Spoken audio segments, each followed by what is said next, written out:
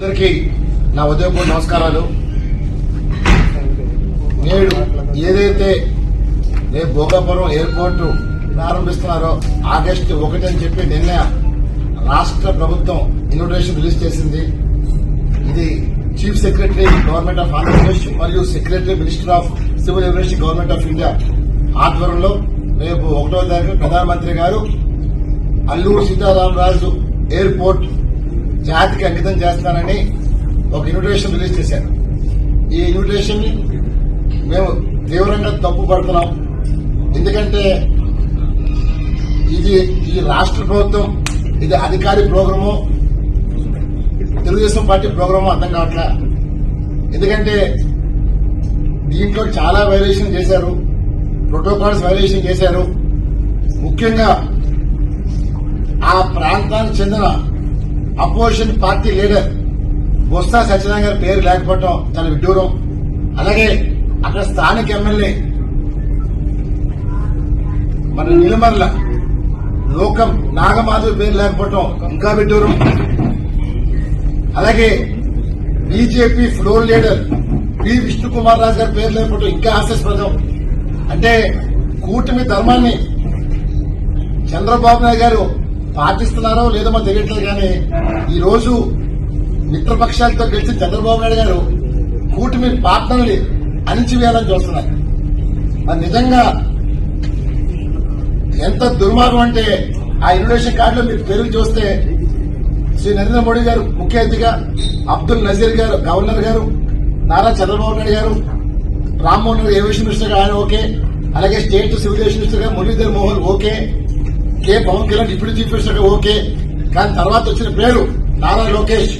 Who are you అడుగుతున్నా, నీకు ఏర్పడి సంబంధం ఏంటి అడుగుతున్నా మిస్టర్ లోకేష్. ఈ రోజు అంటే సీనియర్ మంత్రులు లేరా అడుగుతున్నాను. అసలు ఈ సబ్జెక్ట్ సంబంధం ఏంటి అడుగుతున్నా.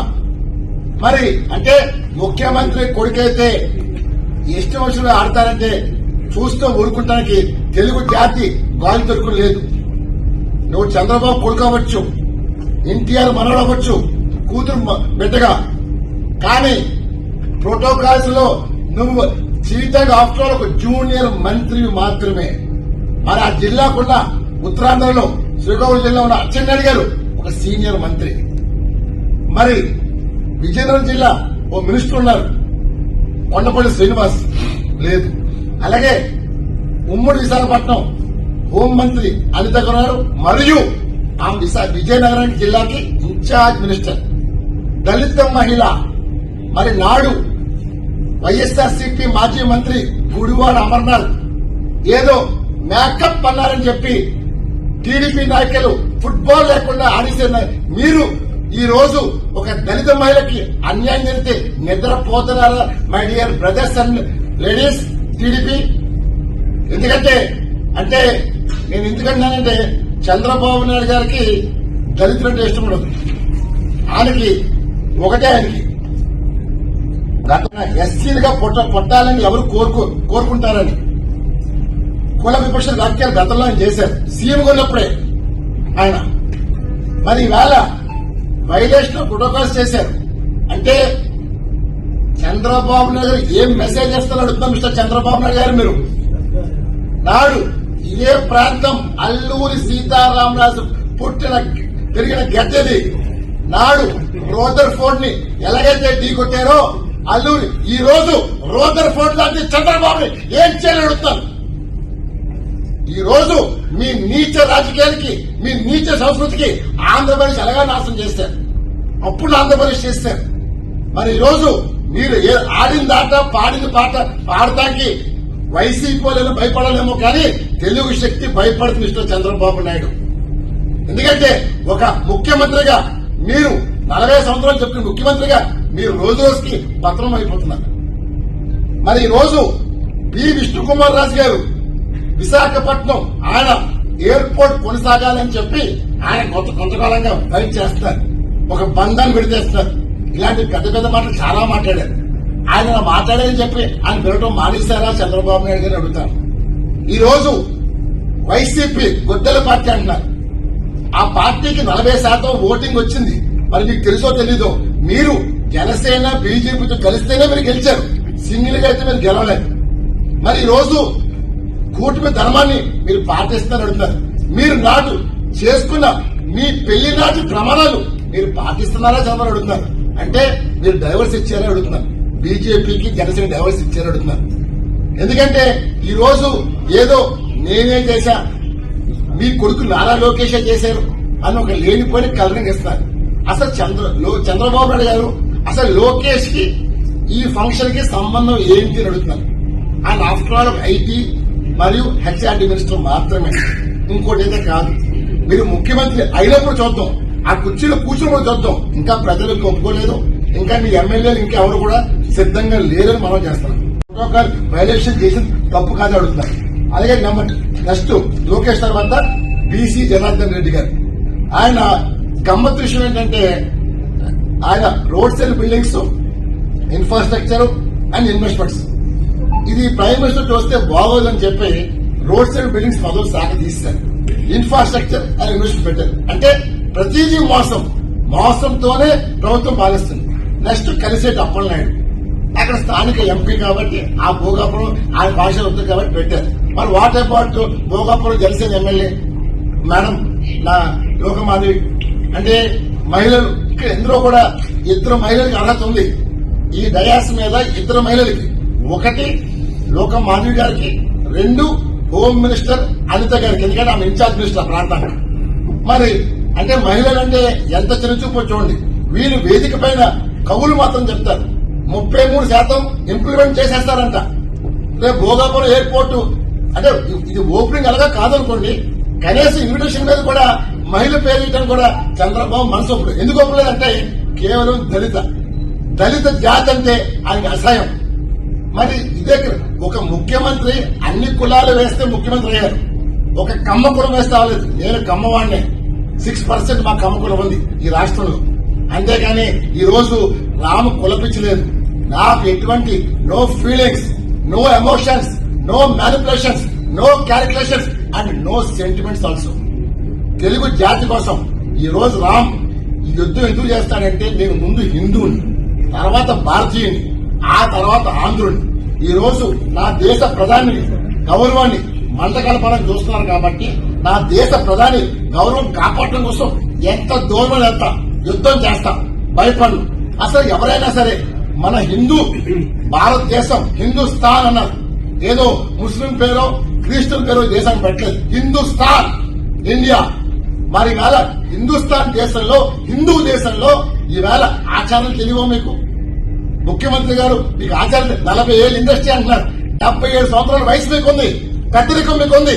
మాట్లాడితే ప్రతి ఇంటి కుటుంబానికి నేను పెద్ద కొడుకు అంటారు, పెద్ద కొడుకు చేసేప్పుడు ఇదేనా అంటున్నారు. ఈవేళ ఆషాఢ మాసంలో శుభకార్యాలు కాని, పెళ్లిళ్లు కాని, ఏవి ఎటువంటి ప్రారంభోత్సవాలు కానీ చేయరు. ఆషాఢం జూలై 14 నుంచి ఆగస్టు 12 వరకు ఆషాఢ మాసం ఉంది. మేమేమి భోగాపురం ఎయిర్పోర్ట్ అడ్డుకుంటామనో ఆపేస్తామో ప్రధాని ప్రోగ్రాం ఏదో గోడ చేస్తామో అట్లా. హిందూ మతాన్ని గౌరవించమంటున్నాం. ఇది బీజేపీ పార్టీ, హిందూ మత పార్టీ. ఈ రోజు మాకు సెంటిమెంట్స్ లేవు, మాకు గౌరవం లేదు అని చెప్పగలరు అడుగుతున్నారు. నేను డెఫినెట్ గా ఆర్ఎస్ఎస్ కూడా రాయిపోతున్నా. ఎందుకంటే నేను తెలుగు శక్తి నాకు తెలుసు, నేను పోరాటం చేస్తుంది, యుద్ధం చేస్తుంది ఒక రాష్ట్ర ముఖ్యమంత్రి పైన నాకు తెలుసు. నేను భయపడేది అక్కడ కాదు. ముండోడు రాజకట్ట బలవంతుడు. అదే డెఫినెట్ గా చంద్రబాబు నాయుడు గారు, లోకేష్ గారు ఏదో రామని మీరు చేయాలనుకుంటా మీ భ్రమ. ఎందుకంటే డెఫినెట్ గా నేను రాష్ట్రపతికి, ప్రధానమంత్రికి ఇక్కడ జరిగిన భాగోత్వాన్ని, ఈ వైలేషన్ ఆఫ్ ప్రోటోకాల్స్ ని ప్రతిదీ ఫిర్యాదు చేయబోతున్నా. అసలు భోగాపురం కొంతమంది మీడియా మిత్రులు ఆల్రెడీ మీరు భోగాపురం వెళ్లారు, చూశారు. అక్కడ రోడ్లు ఏమి పూర్తవలే, కనెక్టివిటీ ఇంకా లేదు. మరి ఆగమేఘాల మీద పైగా ఇంకో ముఖ్య విషయం ఏంటంటే కరోనా. ఆంధ్రప్రదేశ్ లో ఇప్పటికే 30 కేసులు కరోనా వచ్చిందని చెప్పి మనం మీడియాలో మీరే ప్రచారం చేస్తున్నారు, పేపర్లో, టీవీలో. ఈవేళ అక్కడ సభ 2 లక్షల మందితో సభ పెడతారని, 50,000 కుర్చీలు వేస్తారని మా జిల్లా కలెక్టర్ గారు చాలా ఉబ్బులాడిపోయి బస్సులు ఎయిర్పోర్టుల్లో, అక్కడ ప్రోగ్రాం ఎయిర్పోర్ట్ లో అధికారులు కింద మీద పడుతున్నారు తప్ప కరోనాలో రేపు ఎవరికైనా కరోనా అంటుకుంటే ఈ ప్రభావం ఎంతవరకు వెళ్తుందని కనీసం విజ్ఞత జ్ఞానం లేదా అధికారులను అడుగుతున్నారు.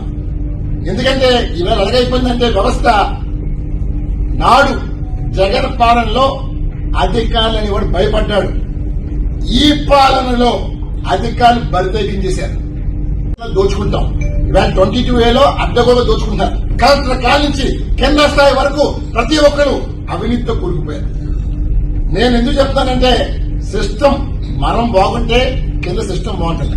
మనమే అవినీతిగా మారినప్పుడు కింద సిస్టమ్ అదే మారుతుంది. ఈవేళ తప్పులు మీరు చేస్తున్నారు. ఇంకోటి, ఇది ప్రజాప్రభుత్వం కాదని ప్రజలు అంటున్నారు. ఇది కేవలం కార్పొరేట్ ప్రభుత్వం. అంటే విశాఖపట్నంలో 30 లక్షల జనాభా ఉన్న విశాఖపట్నం సిటీని అంటున్నా పార్లమెంట్ విశాఖపట్నం ఎయిర్పోర్ట్ తీసుకెళ్లి భోగాబాన్ పెడతారంట. అమరావతి ఇంకా డెవలప్ అవ్వలే, ఓ 20 సంవత్సరాలు డెవలప్ అవుతుంది. అప్పుడే 5,000 ఎకరాలు సేకరించి గ్రీన్ ఫీల్డ్ ఎయిర్పోర్ట్ కడతారంట. అది కూడా అక్కడ పెట్టబోయే కార్పొరేట్ కంపెనీల కోసం ఈ పెద్ద మనిషి గ్రీన్ ఫీల్డ్ ఎయిర్పోర్ట్ కడుతున్నారు. అంటే అక్కడ జనాభా లేదు, ఏమీ లేదు. ఎయిర్పోర్ట్ ఎప్పుడు కడతారో కూడా మా ముఖ్యమంత్రి గారు తెలియట్లేదంటే నిజంగా నవ్వొస్తుంది. అమరావతి నుంచి ఉన్న ఎయిర్పోర్ట్ గన్నవరం 30 కిలోమీటర్లు. నేను మొదటిదాకా 70 అనుకున్నా. ఇప్పుడు సీడ్ యాక్సెస్ రోడ్ వేసి డైరెక్ట్ గన్నవరం నుంచి అమరావతి 30 కిలోమీటర్లు వచ్చేస్తారు. ఒక 30 కిలోమీటర్లు ఇంటర్నేషనల్ ఎయిర్పోర్ట్ ఉన్నప్పుడు మళ్లీ ఇంకో ఎయిర్పోర్ట్ ప్రస్తావన వచ్చిందంటే మన civil aviation minister Rammohan Naidu are you fit to be a civil aviation minister అడుగుతున్నా. ఎందుకంటే నార్మ్స్ కూడా తెలియకుండా, అంటే వాళ్ళు చెప్పారు జీ సార్ అంటూ మీరు పాటిస్తున్నారు. ఈ రోజు ముఖ్యమంత్రి కంట రామ్మోహన్ నాయుడు గారు పెద్ద స్థాయి ప్రోటోకాల్ ప్రకారం ఆయన సెంట్రల్ మినిస్టర్. కానీ ఈ రోజు ఆయన చంద్రబాబు కిందే పనిచేస్తున్నారు, లోకేష్ కిందే పనిచేస్తున్నారు. అంటే వీళ్ళు ఏం చెప్తే అదే ఆయన చేస్తున్నారు. ఇది దాని చాలా సిగ్గుచేది. అలాగే అమరావతి మీరు చూశారు, విశాఖపట్నం ప్రాంతాల్లో ఇదంతా ఎందుకు వస్తుందంటే భగవంతుడితో ఆటలాడుతున్నారు. చంద్రబాబు నాయుడు గారు లోకేష్ ఇద్దరు భగవంతుడితో ఆటలాడుతున్నారు. సింహాచలం లక్ష్మీ నరసింహస్వామితో మీరు ఆటలాడుతున్నారు. సింహాచలం కొండని టచ్ చేశారు, స్వామి ఊరుకోరు. ఎందుకంటే ఈ రోజు బివి రామ్ మాట్లాడుతున్నారంటే కేవలం భగవంతుడి ఆదేశం రామ్ పాటిస్తాడు. ఏదో లోకేష్ రెడ్ బుక్ అని నువ్వు భయపడుతున్నావు. నువ్వు రెడ్ బుక్ అయితే ఎమ్మ బుక్ అని నాడు చెప్పారు, నేడు చెప్పారు, రేపు చెప్తున్నా. ప్రజల్ని భయపడదంట, వైసీపీ వాళ్ళకి భయపడదంట, కమ్యూనిస్టులు భయపడద్దంట, కాంగ్రెస్ భయపడద్దంట, ప్రజా సంఘాలు భయపడద్దంట. ఈ రెడ్ బుక్ మనల్ని ఏం చేస్తుంది? రేపు డెఫినెట్ గా వీళ్ళు చేసిన స్కామ్లకి, వీళ్ళు చేసిన గోల్మాలకి డెఫినెట్ గా భగవంతుడు శిక్షిస్తాడు. డెఫినెట్ గా సిబిఐ ఎంక్వైరీ చేస్తే డెఫినెట్ గా వీళ్ళు చేసిన గోల్మాలు అన్ని బయటపడతాయి. చంద్రబాబు నాయుడు గారు, లోకేష్ గారు పెట్టుబడుల కోసం ఇతర దేశాలు తిరుగుతున్నారు. ఓ పక్కన 23 లక్షల కోట్లు పెట్టుబడులు వచ్చేసినాయని చెప్పి ప్రగల్భాలు పోయిన వీళ్ళు నిన్న కాక మొన్న పార్లమెంట్ సాక్షిగా బీజేపీ మంత్రి 6,962 కోట్లు మాత్రమే పెట్టుబడులు వచ్చాయని చెప్పి స్పష్టం చేశారు. మరి దీన్ని చంద్రబాబు నాయుడు ఏం చెప్తారు అడుగుతున్నారు. అంటే ఎందుకు ఈ మాయ? యువతకు ఉద్యోగాలు ఉన్నారు. మీ హయాంలో యువతకు ఉద్యోగాలు కాదు కదా, ఆంధ్ర రాష్ట్రం కరువుతో కట్టుబడిపోతుంది.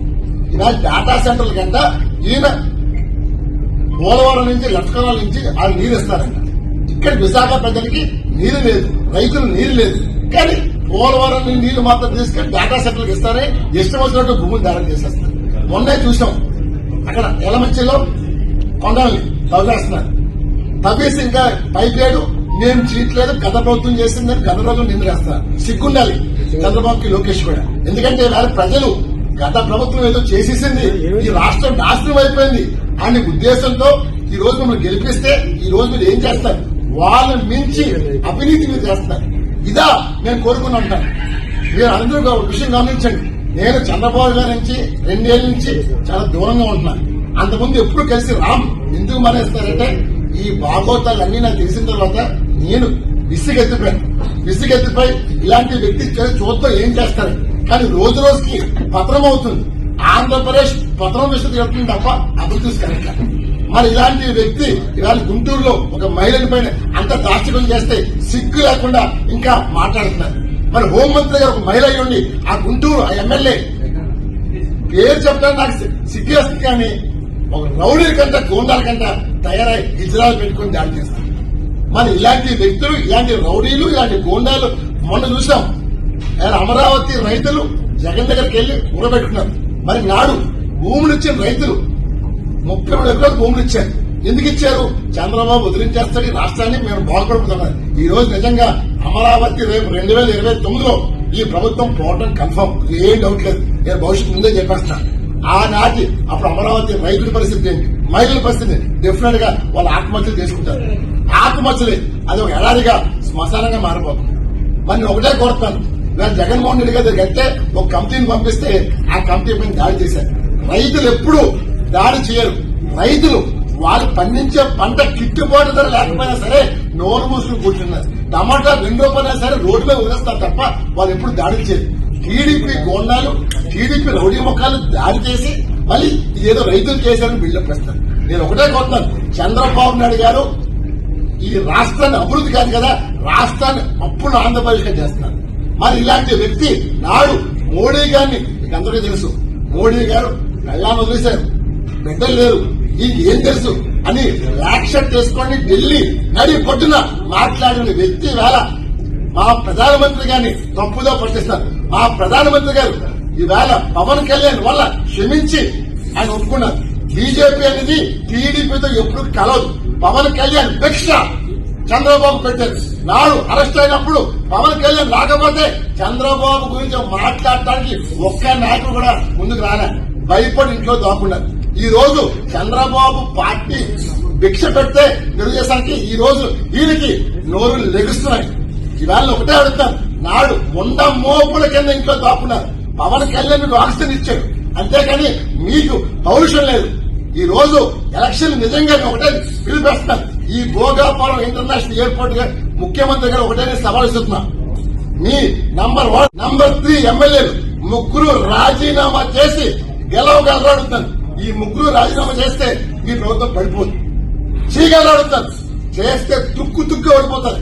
ఈ ముగ్గురులో ఒకడే ఒకడు గెలుస్తాడు. నంబర్ 1 ఎవరు? పల్లా శ్రీనివాసరావు. నంబర్ 2 గంటా శ్రీనివాసరావు. నంబర్ 3 నారా లోకేష్. నేను ఛాలెంజ్ చేస్తాను, మీరు నిజంగా దమ్ముంటే రాజీనామా చేయండి, ప్రజలు చెప్తారు. కానీ దీంట్లో నేను రిజల్ట్ ముందే చెప్పేస్తాను, ఒకే ఒక వ్యక్తి గెలుస్తాడు, గంటా శ్రీనివాసరావు గెలుస్తాడు తప్ప లోకేష్ పల్లా శ్రీనివాసరావు తుక్కు ఓడిపోతారు. మరి ప్రజలు అసహించుకున్నారు. నిజంగా చంద్రబాబు నాయుడు మీ పాలన బాగుందని మీకు అనిపిస్తే మీరు రేపే రాజీనామా చేయించండి, అప్పుడు మాట్లాడండి. మీరు అప్పుడు ఓడిపోతే ఈ ప్రభుత్వం పాలన కూడా అర్హత మనం చేస్తారు. ఈ రోజు ఆంధ్రప్రదేశ్ రాష్ట్రానికి రాష్ట్రపతి పాలన రావాల్సిన అవసరమైంది. ఎందుకంటే ఈ పాలన ప్రతి జిల్లాలోని దోపిడీ, ఇసుక దోపిడీ, అన్ని దోపిడీ. వాడు ఫీజు రీయింబర్స్మెంట్ ఇవ్వకుండా యువతను ఇబ్బంది పడుతుంటే దీని మాట్లాడరా. హాస్పిటల్స్ లో విపరీతం దోపిడీలా, కలెక్షన్లా. నిజంగా మీకంట నిన్న కాకముందు వచ్చిన విజయ్ ఎంత గొప్పోడు, అతను ప్రజల కోసం పనిచేస్తారు. అలాంటి ముఖ్యమంత్రులు మనకు ప్రతి రాష్ట్రానికి కావాలి. అంతేకాని ఈ రోజు ఒక అవినీతి పరుడు అనర్హుడు లేదా లోకేష్ కాబోయే ముఖ్యమంత్రి అయితే ఆంధ్రప్రదేశ్ రాష్ట్రం నాశనం అయిపోతుంది. డిఫరెంట్ గా ఒకటే పిలిపిస్తాను, భోగాపురం ఎయిర్పోర్ట్ ఏదైతే ఉందో హిందూ ధర్మం ప్రకారం అది ఓపెనింగ్ రేపు ఒకటి కాదు. నేను ఢిల్లీకి లెటర్ రాయబోతున్నా, త్వరలో రామ్ ఢిల్లీకి వెళ్ళబోతున్నాడు. డిఫరెంట్ గా నేను నా జాతి గౌరవం కోసం, నా హిందూ మతం కోసం నా ప్రాణం నేర్పిస్తాను తప్ప తప్పు జరగను.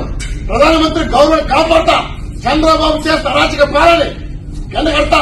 డెఫినెట్ గా ఢిల్లీ గడ్డ మీద చంద్రబాబుని చేస్తున్న జాతికి చేస్తా మనం చేస్తాం. వందే మాత్రం.